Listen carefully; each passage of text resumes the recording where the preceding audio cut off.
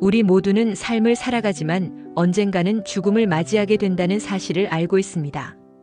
이 필연적인 끝은 많은 사람들에게 불안과 두려움을 안겨주죠. 심리학에서는 이러한 죽음에 대한 공포를 인간의 기본적인 불안 중 하나로 봅니다. 그렇다면 왜 우리는 죽음을 두려워하는 걸까요? 가장 큰 이유는 아마도 미지의 세계에 대한 두려움일 것입니다. 죽음 이후의 세상이 어떤 모습일지, 나라는 존재가 완전히 사라지는 것인지 아니면 다른 형태로 이어지는 것인지 우리는 알 수 없습니다. 이처럼 예기치 않고 임의적인 미지의 영역은 자연스레 불안감을 만들어냅니다. 마치 깜깜한 밤길을 혼자 걷는 것처럼 말이죠.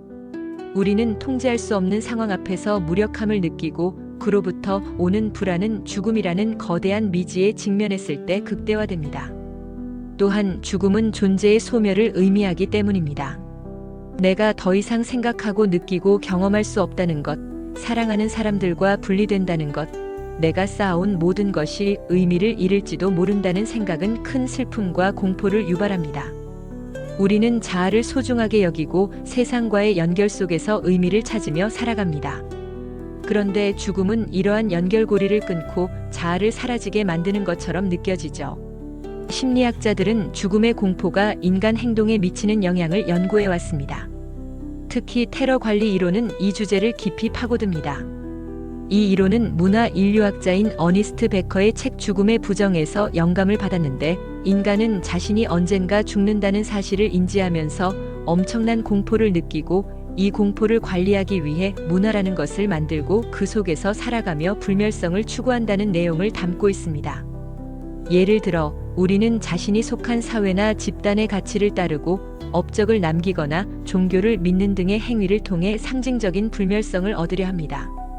내가 죽더라도 나의 아이디어, 나의 작품, 나의 이름 또는 나의 영혼이 계속 존재하기를 바라는 마음이 이러한 행동의 기저에 깔려 있는 것이죠.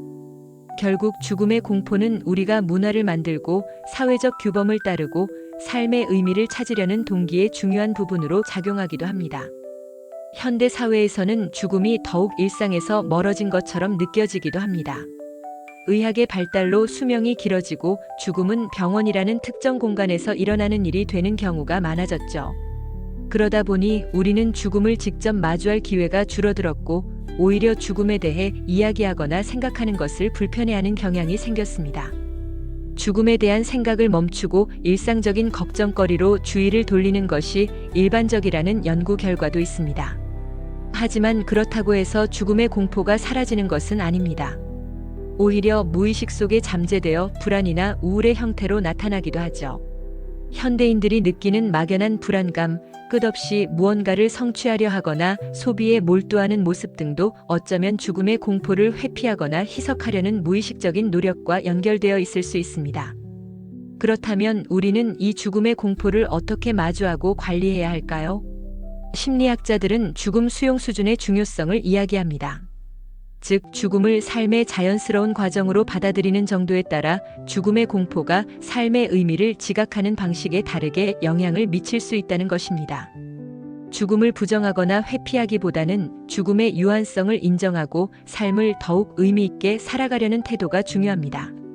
언젠가 끝이 있다는 사실은 역설적으로 지금 이 순간과 내가 가진 관계, 그리고 내가 추구하는 가치들이 얼마나 소중한지를 일깨워주기 때문이죠. 예를 들어 갑작스러운 사고나 질병으로 죽음에 대해 진지하게 생각하게 된 사람은 남은 시간을 어떻게 보낼지 고민하며 인생의 우선순위를 재조정하기도 합니다. 가족과 더 많은 시간을 보내고 싶다거나 미루었던 꿈에 도전하고 싶다거나 하는 바람들이 생겨나는 것이죠. 이는 죽음의 공포가 삶을 낭비하지 않고 더욱 충실하게 살아가도록 만드는 긍정적인 동기가 될 수도 있음을 보여줍니다. 또한 죽음에 대해 개방적으로 이야기하고 슬픔을 나누는 것도 중요합니다. 장례 문화나 추모 의식 등은 개인이 죽음을 수용하고 공동체 안에서 슬픔을 해소하는 데 도움을 줍니다. 정신의학적인 관점에서 죽음에 대한 깊은 불안이나 두려움이 일상생활에 큰 영향을 미친다면 전문가의 도움을 받는 것도 필요합니다. 결론적으로 죽음에 대한 공포는 인간이라면 누구나 느낄 수 있는 자연스러운 감정입니다. 이 공포를 완전히 없애기는 어렵겠지만 이를 외면하거나 부정하기보다는 삶의 일부로 인정하고 성찰의 기회로 삼는다면 오히려 현재의 삶을 더욱 충만하고 의미 있게 만들어가는 힘이 될 수 있습니다. 죽음을 이해하려는 노력이 결국 삶을 더 깊이 사랑하는 길이 될 것이라고 생각합니다. 죽음의 공포에 대해 조금이나마 더 이해하시고 어쩌면 스스로의 삶을 돌아보는 계기가 되셨기를 바랍니다. 한국컬러심리연구소에서 세상의 어떠한 컬러보다 아름다운 당신의 빛을 찾아드리겠습니다.